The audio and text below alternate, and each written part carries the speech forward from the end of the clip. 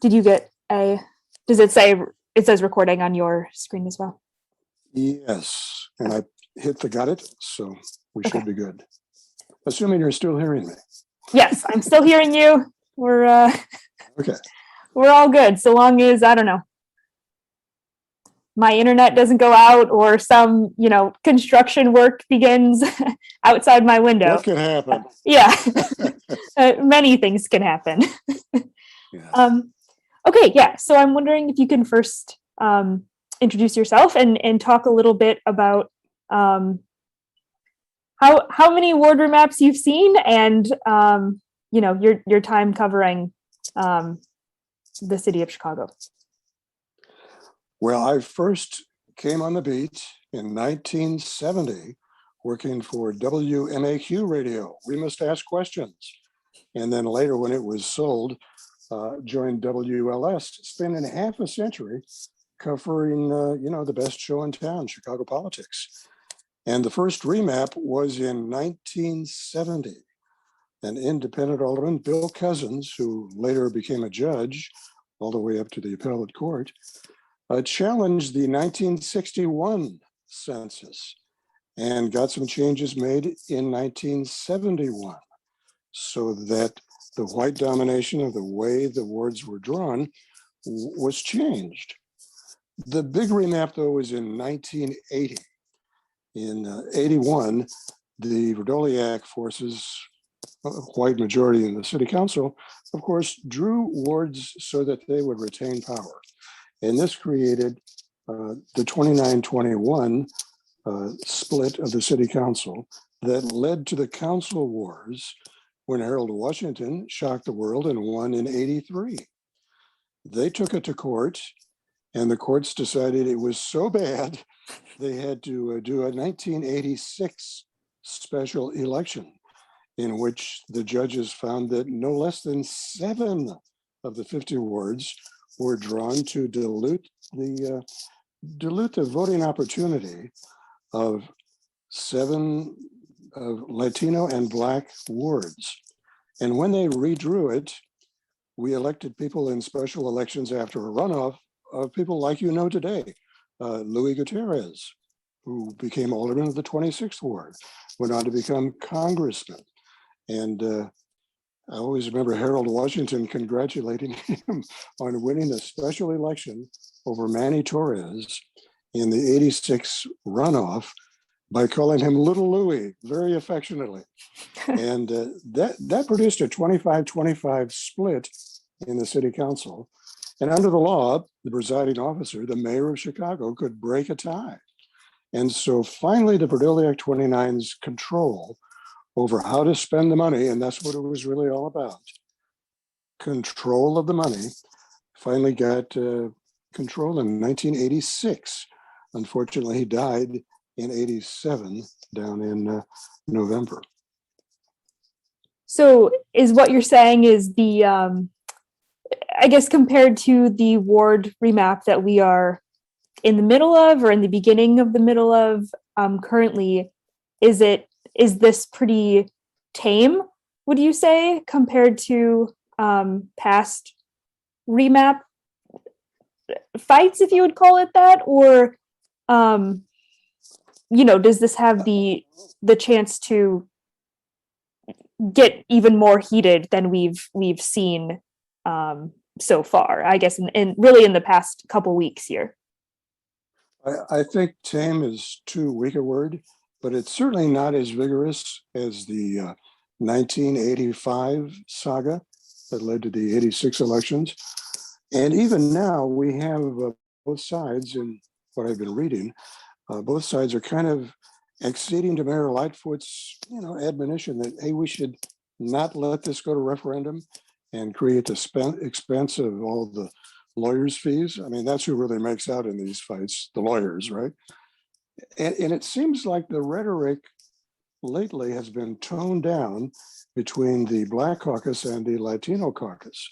So this may end up somehow a compromise generating the 41 votes you need to pass a remap and avoid a referendum.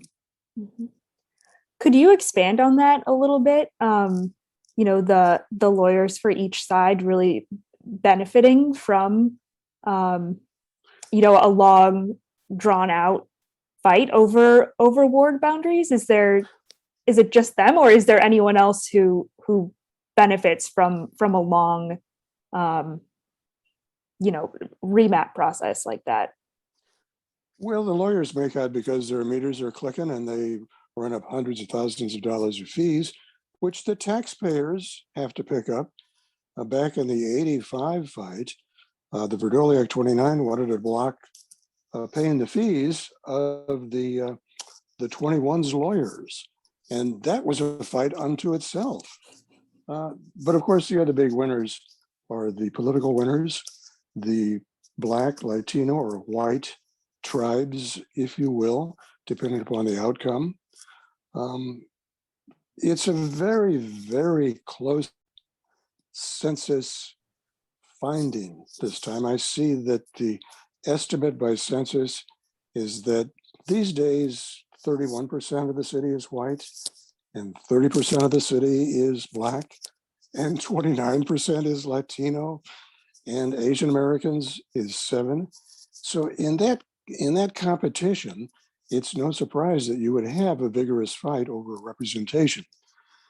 I should also point out that remap is the ultimate conflict of interest, because here we have the aldermen picking their own voters, and that's not right.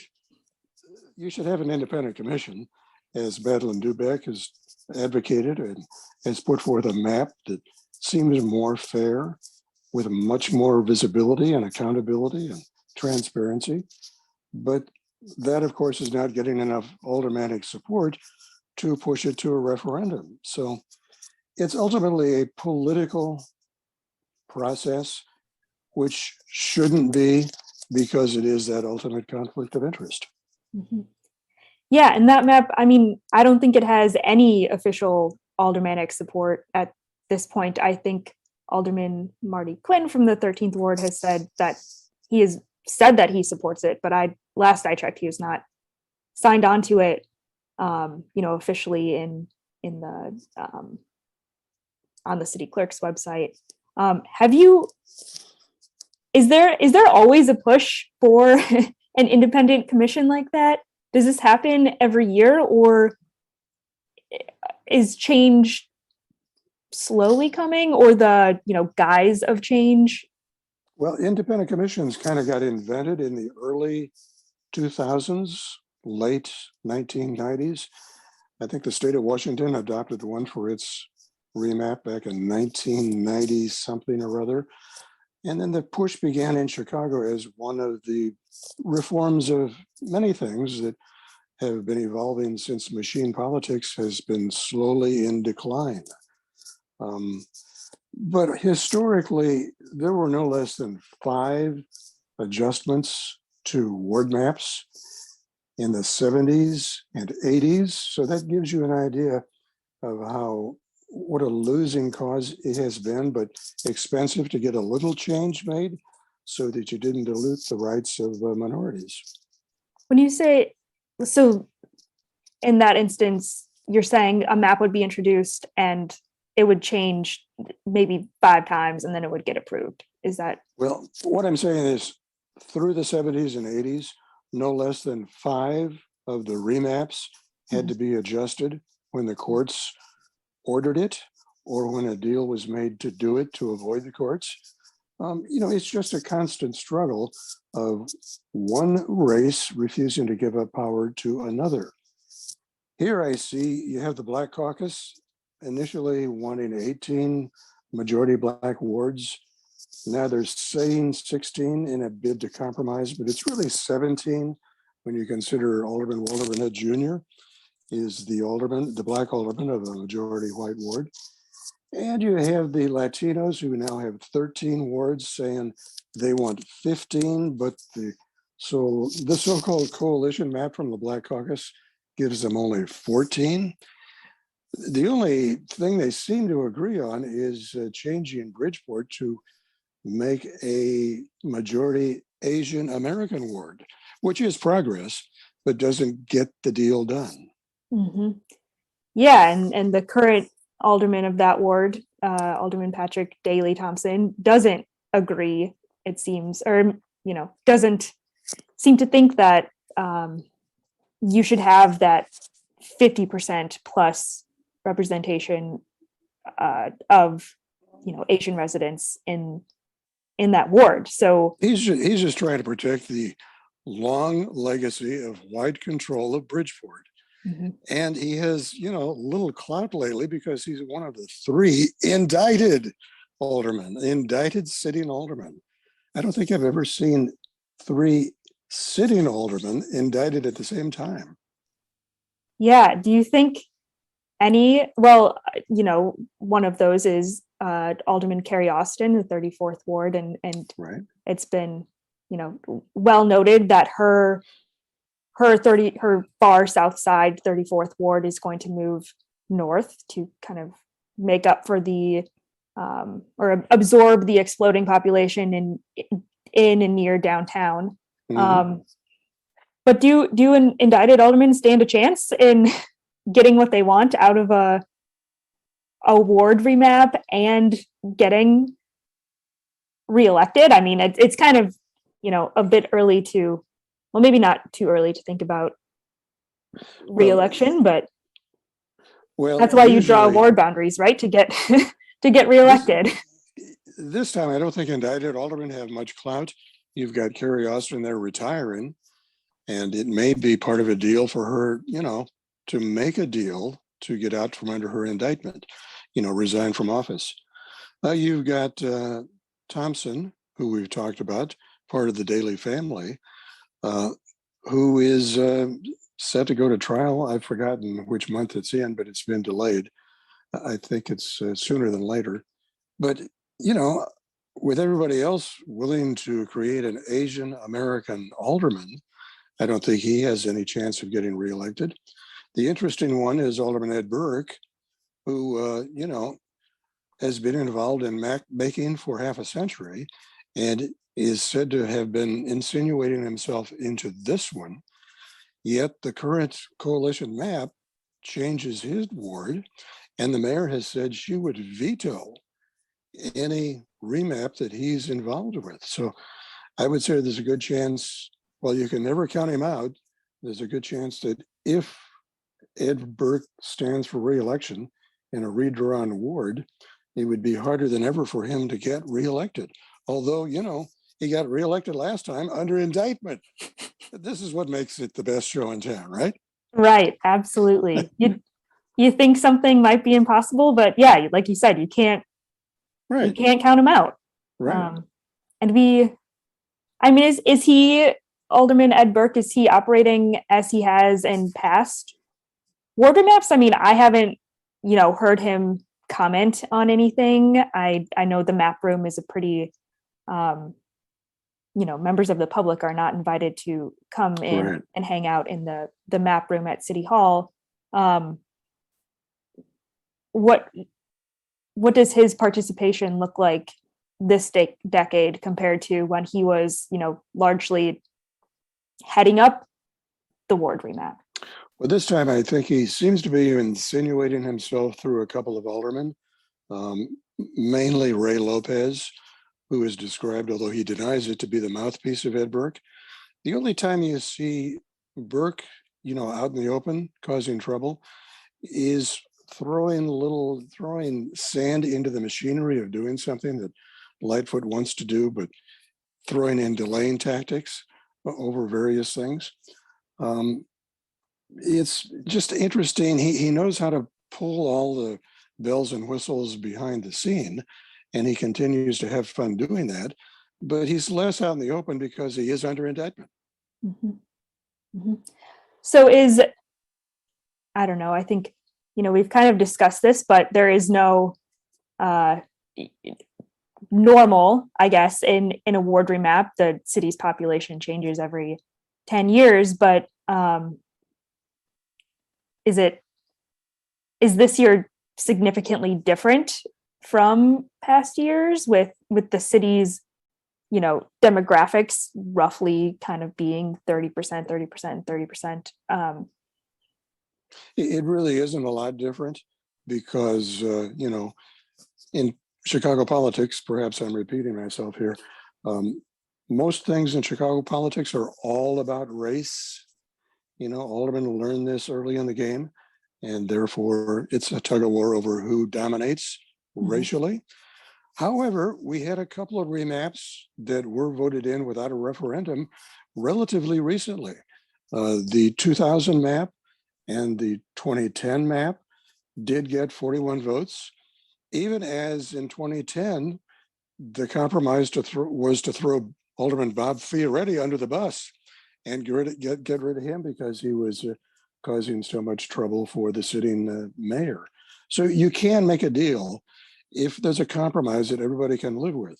It isn't always, heading to court. Mm-hmm. Yeah, and I guess the big question is where does the Latino caucus move? Where does the Black caucus move? Because they each, have kind of said these are our demands and we're not going to move from them. I think the Black caucus leadership has moved slightly from its demand for 18 Black wards. As you said, they're now down to 17. But yeah, how do you get a deal then? Well, you could do a deal in which, the Latinos get 14 instead of 15. The Black aldermen get not 18, but in effect 17. And the Asian Americans get a ward. If you were to give the Latinos something else, which would give them some power in the next city council, that could be a pledge over committee chairmanships, which is an important thing. That could be a pledge on aldermanic prerogative, which, anything to give the Latinos more power might be the path to a deal. And I guess another component of this, potentially, I mean, the chair of the Rules Committee, Alderman Michelle Harris, has held several public hearings on the ward remap, and a lot of it is the same, members of different advocacy groups calling in to comment on the map proposals and, say what they want. And a lot of it is, don't split up our neighborhood or don't split up our community. Do you think the public is more or less aware of the ward remap, in 2021 compared to past years, or is it always the same? Is a core group of people who are already involved in advocating for different issues? Is it always them who are involved? I think it always has. And as Mayor Lightfoot said, even today, people don't care about this because they care about safety and jobs, because, it's so esoteric. It's down in the weeds drawing boundaries, and nobody knows what a reapportionment or a remap is, and they don't care. It doesn't come up in their lives. I mean, going back to the old days in the 1970s, yes, there was the same kind of map room. It was just that Finance Committee Chairman Alderman Tom Keene, another guy who went to prison, used to call up the aldermen one by one and draw the map, with Richard J. Daley pretending not to care. But the priority always was maintaining the machine power in the city council and punishing aldermen, if they could, with the boundaries that would make it harder for them to get elected if they didn't toe the party line. It's always been this way. At most, ordinary Chicagoans see this as politicians down at City Hall just playing politics. When they get a chance to vote for a reformer, they usually do. Lori Lightfoot, for example, carried every ward promising reform. I think her heart's in the right place, and she's been trying hard to do that. But it's just very difficult with 50 members of the city council. When Chicago was born, incorporated, if you will, in 1837, Erin, they created 3 districts, one north, one west, one south. They put 2 alderpersons in each of the districts for a total of 6 aldermen and what was then called a community council. And sometimes I think we ought to go back to that plan. Do we really need more than 6 aldermen? And shouldn't we just go to the legislature and ask them to reduce the size of the city council to 5 or 6? And maybe between now and then, just have the aldermen run at large.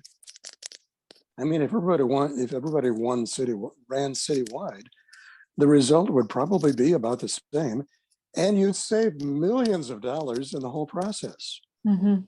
Probably too crazy, but it kind of works. It kind of works in my mind. Yeah, no, that's something I would love to see that shift, and I would love to see the reaction. I think maybe more so to something. You'd probably get the same result. Mm-hmm. Mm-hmm. Will that ever happen? Do you think will Chicago ever decrease the number of aldermen in the city? It would take an outrageous scandal to make it a public issue, but we did under Pat Quinn reduce the size of the Illinois House. So who knows? You might be able to cut it in half down to 25 or something like that in the name of reform and saving money. I mean, too many of the politicians just keep stealing, right? Because they're stupid and arrogant and they see others getting away with it, so they steal too. Maybe someday reform will come in the form of reducing the size of the city council. Wouldn't count it out. Mm-hmm. And that would benefit the residents who say, stop splitting up my community, stop splitting up our neighborhood, right? Because then a ward could cover a bigger area rather than, having 5 or 6 aldermen represent portions of Inglewood. And, if you have a city that's 1/3, 1/3, 1/3, white, black, Hispanic, plus a sizable minority of Asian Americans, if everybody ran citywide, you'd probably come up with a distribution of aldermen that would be in line with that. Mm-hmm. Yeah, man, that would be I'd love to see that. And I know you've mentioned how briefly the role that different mayors have played in ward remaps, and I think it seems like mostly Mayor Lori Lightfoot has stayed out of the thick of this ward remap. I know there's no percentage for her to get involved because she doesn't want to choose sides between the blacks and the Latinos. She'd be all for an Asian American alderman, but it's tough enough for her to put together a city council majority on anything controversial. I think 27 is the number in which the smallest number by which she prevailed on a hot issue. So, it gets kind of closer than comfortable. Ron used to say, to ensure that you get your measure passed, you really need to line up 33 votes because you can't count on everybody else staying in line. And Lori was down to, I want to say 27. So she's not going to join a side, black or white, in a fight over a map. She leaves it to them. Mm-hmm. And has it always kind of behooved mayors to not get involved or not pick a side, or was it at times beneficial to get involved in this process that's largely left up to the city council? Before now, mayors were always involved behind the scenes because they wanted to ensure their power, and they wanted to ensure that they would punish an alderman who opposed them, like Bob Fioretti. So, like so much of the history of the machine, it's not that a mayor gives orders. It's that he may meet with aldermen or congressmen or state legislators and convey not an order, but an understanding of what they all understand they need to do to, support the boss. So the mayor always has deniability. Lately, the mayor's saying, hey, let's find a compromise, a way to do this and avoid the cost and the torment of litigation. That's, a legitimate and public way this mayor has gone, out in the open to urge compromise. Yeah, and I noticed looking at specific ward boundaries in the rules committee map that was put forth, I guess, last week at this point. The mayor is no longer in Alderman Carlos Ramirez Rosa's 35th ward. She moves to the Felix Cardona's ward. Is where a mayor is located, do you think they get say over whose ward they get to live in? I mean, she's just barely now out of the 35th ward, and you see that they don't. She and Alderman Ramirez Rosa don't always agree on everything. Do you think? Right. Do you think that's a directive? Although he's not stupid, he works with her on some issues and has been part of a coalition of more than 25 to get something done. But I don't think she's got bigger fish to fry. I mean, the big issues right now are the horrible crime in the streets, especially the gun violence, the insecurity in places like Michigan Avenue, the magnificent mile of all places, the misery of gun violence, getting a handle on crime. And, I think the big issue, even more important than that, is rising taxes. What City Hall takes out of your pocket.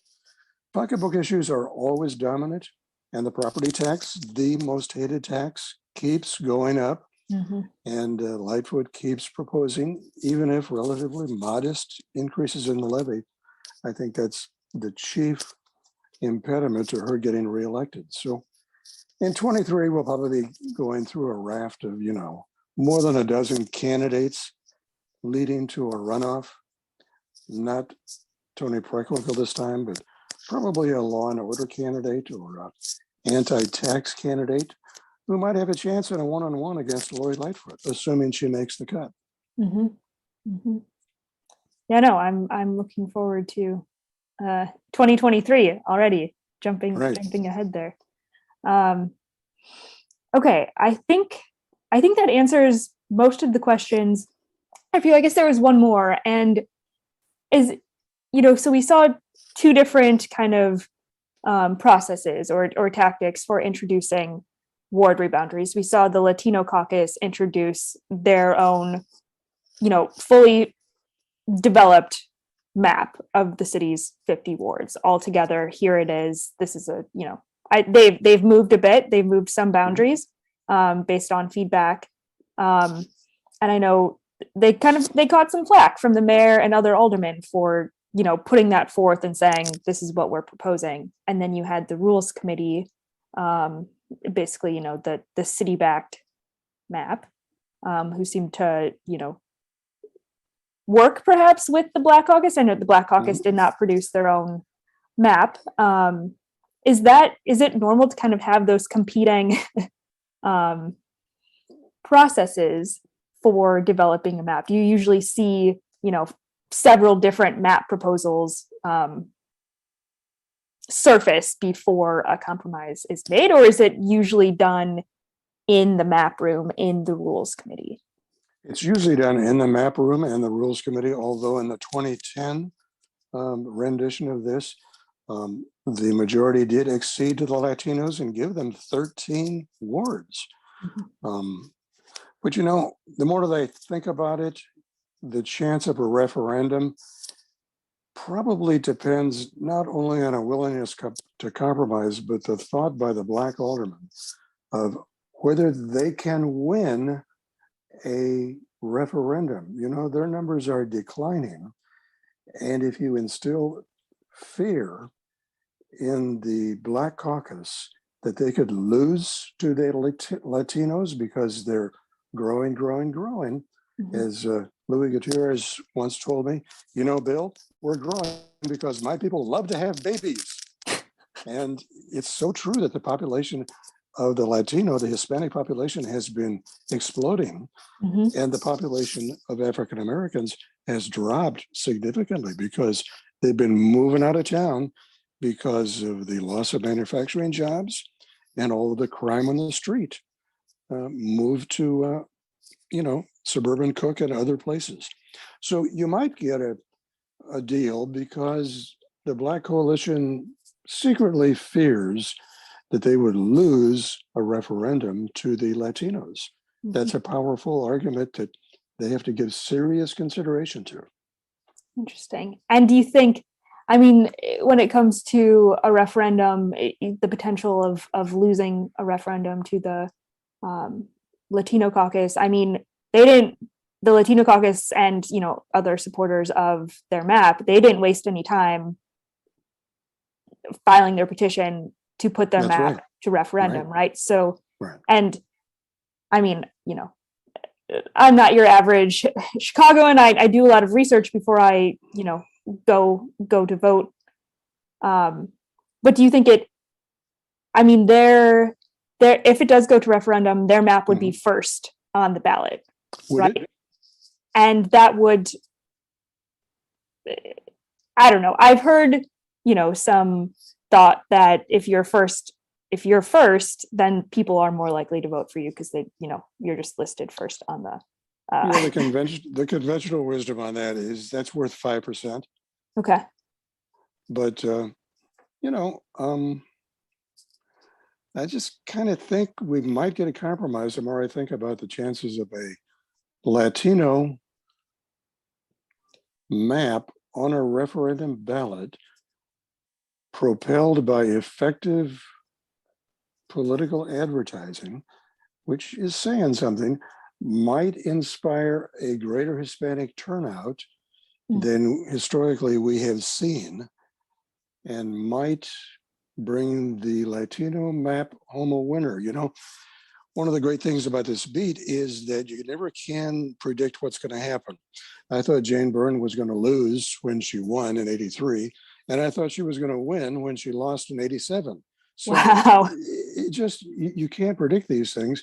And there is a demographic evolution here that is a growing Hispanic vote and a declining African-American vote that, might produce a fear that would lead to compromise and produce, 41 votes for a map and avoid a referendum. Mm-hmm. Mm-hmm. And I guess one more thing about, referendums, I think the mayor and aldermen have said going to referendum would be costly. It would be, the unnecessary spending of money. But that's also on the sides of the aldermen presenting those proposed maps, right? They have to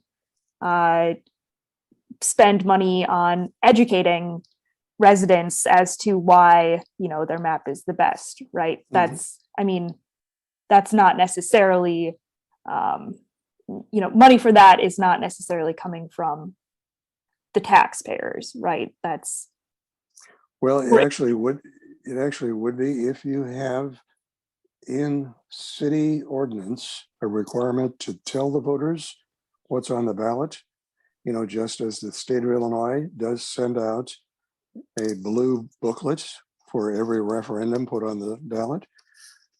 That would be a taxpayer expense. However, don't get the idea that these politicians are against spending money they don't have. They're happy to do it if it supports their own political cause. They're expedient in this regard. It's somewhat amazing to me that they both seem to agree that we ought to have at least one Asian American ward, because, that's not in their best interest unless they think they can attract an Asian American vote. So, spending money is an issue for you and me and good government groups to remind everybody about. Wasting money, which they do by the railroad car full. But, it doesn't bother the politicians. That wouldn't be a stopper for them. Mm-hmm. And do you think that's, I guess, kind of in closing, do you think the Asian American majority ward is the biggest thing to come out of potentially this year's ward remap, finally getting that ward? Or well, that's certainly one of the big ones. But whoever wins the battle over dominating over the map, especially if it's Latinos, that'll be the big news. Okay, great. Yeah, I think that answers all the questions I have. I don't know if there were any other, observations that you've made or, I think we have covered it all, Erin. Yeah. I'm not thinking of a point that I didn't make that I wanted to make. Okay. Great. Yeah, no, this is all, it's all, I mean, yeah, it is pretty insidery, and it's not something that I can really like go to my friends and be like, you'll never guess what happened today. Right. The Ward Remap saga, because they're not following along with it as closely as I am. But it's really, really important because it sets, it's a big setter of who has the most clout, who has the most power in the city council. Mhm. And that's big. Mhm. And they'll have, once this is over, right, they'll go back to working with each other on regular city council business and Meaning they'll yeah, fight with each other over it. right, You know? right, yeah, no, it's an exciting time to be It doing is. this. You enjoying the beat? Oh yeah, I'm loving it. Yeah, I mean, occasionally it gets frustrating, but I do love the grind, and Mhm. it's yeah, there's One no thing, boring day, and if there is a boring day, then like I must not know what's going on. yeah, it is the best show in town, but it can get you depressed about how little good government there is. I mean, they're not in it for good government. Let's face it. So one of the ways I coped with it over half a century of doing this is not to take it too seriously, or it will make you sick. You just consider it, the best show in town, and make sure the voters know what's going on so they can make an informed choice. Yeah. Yeah. Does X comment that whatever alderman made to whoever, does the general public really care about that? Maybe not, unless, they're sending text messages to the mayor. Right. I mean, she came off as rather a normal person under the circumstances, but lots of, political hay will be made out of those texts. But Yeah. I think you're right. Most people don't care. No, it's good entertainment, or it's Yeah. a good window into how the mayor herself and not her spokespeople is responding to situations and having one-on-one conversations with aldermen. As a matter of fact, if the mayor weren't, tough in texts, her supporters would be disappointed in her because they don't want to see her cave to any, insider, unreformed group the way that Janie Byrne caved to the cabal of evil men back in the 1980s. She lost all of her credibility by doing that. She ran against the two Eddies, Burke and Verdoliak, and Alderman Fred Rody, called him a cabal of evil men. And then Mayor Belandi couldn't handle the blizzard of 79. And so they elected Jane Byrne. But then she caved to the Eddies and she lost the next election. So you've got to keep your fists up. You've got to. That's right. As Harold stand said, your ground. As Washington said, it ain't beanbag. Yeah, I love that. I do love that as a comparison. Yeah. Beanbag sounds like such a nice game. Do you get down to the press room, or are you still working from home? No, I get down to the press room pretty often. I was down there on Monday. There was a press conference, and so I worked out of there, and I was there like 3 days last week. And it is just, it is harder to leave home now that I've been working from home for a year, a year plus. But it is really nice just to be in the company of others covering the same thing, even if we're not writing the same stories, just to see how, comment on, what's going on in meetings and bounce ideas off of each other, and, learn from people who have been there longer than I have. So yeah, I miss my colleagues down there in the press room. So the next time you're there, please say hi to them for me. Oh yes, I'll do that. I'll be there on Wednesday for the city council meeting. So I'll send a greeting. Thank you. Yes. All right. You. Thank you. If you could hold on 1 minute, I'm just gonna make sure